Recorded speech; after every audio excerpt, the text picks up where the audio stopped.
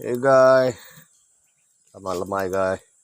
Lemai tu aku dekat berkongsi dengan kita. Lemai tu program aku mansuah cangkuk. Yau. Nunu terung dua jenis. Terung Cina, ngau terung Iban. Mau cangkuk mansuah. Hey guys, kita hendak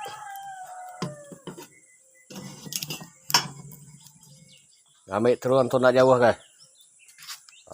Ataupun terung.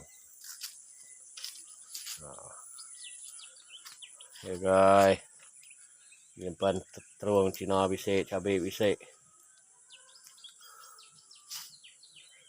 Guys, suah tu berdepan rumah guys. Tu cabai guys.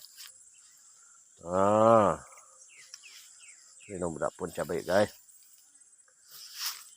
Tu cabai gerunung guys. Buah skala aja.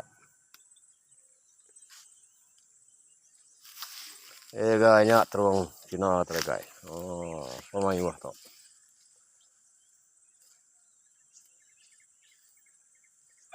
Terung Iban perwisai ya. Guys.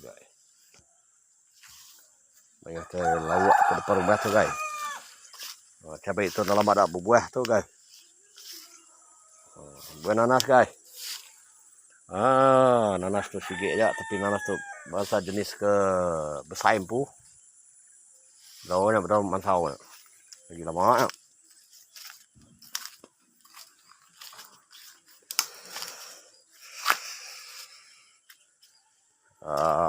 Priak bisik guys. Priak di tunu nya mai guys.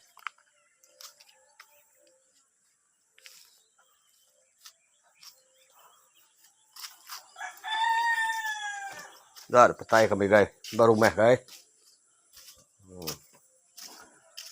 Anak empari guys. Tu. Bukan priak au, anak empari tu.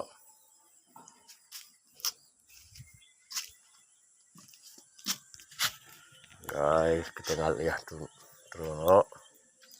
Kayu. Hangat guys. Lepik di sini kena guys. Mana hatu guys.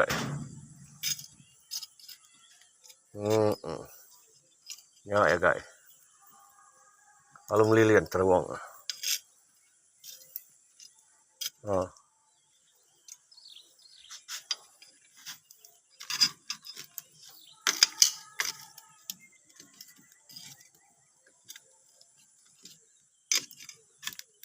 Baru kopi lo guys.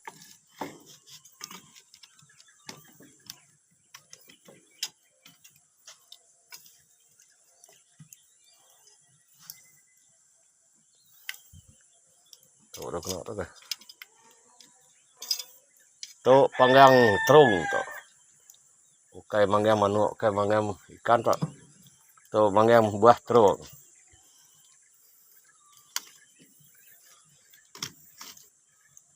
Guys, kita bala menjadi.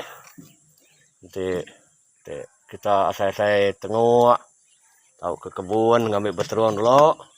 Tunu lemai tau. Lemai nunu ya baru nyamai.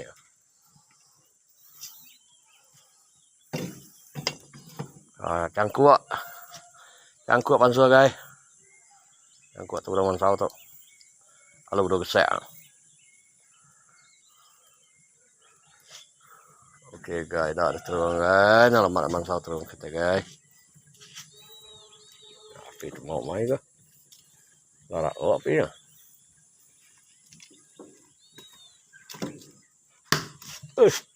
Meletup ya guys.